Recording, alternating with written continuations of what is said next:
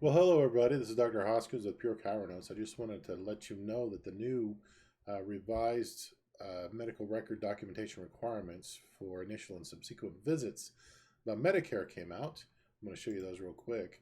I'll have the link in the description below. But the only reason I'm bringing this up is to let you know that there's a lot of people that wonder what's required in notes by the federal government. And this gives you that list. I want to draw your attention to this area right here.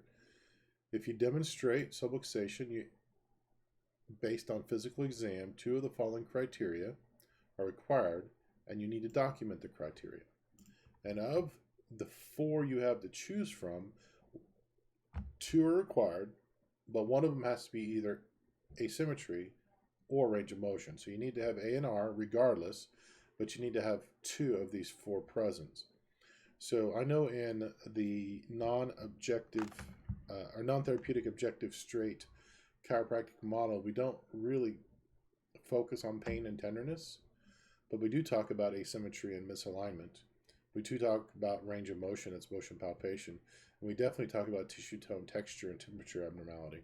So we still have three to choose from, and two of the requirements are part of that. So in your part notes, let me just blow it up here, you can just worry about the AR and T in your notes. Talk about where the asymmetry is, which is what the sliders help you do.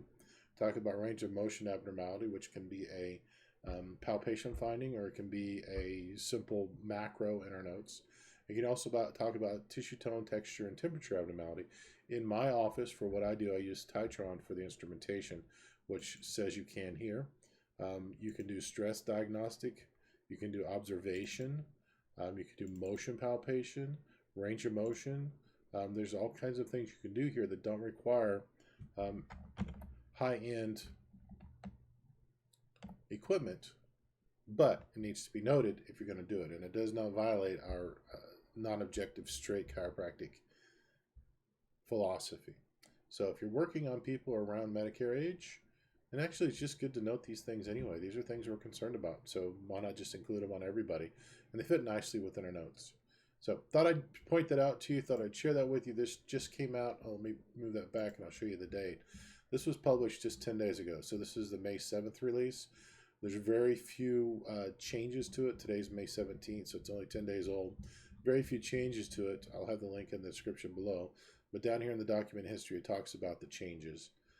So it's very few changes from what we had before. But since we had a revised, updated version, I thought I'd bring it to your attention, and I thought that you would appreciate knowing how the notes, pCnotes, fits in with Medicare required documentation, so that we can go forward with that question not being a consideration anymore.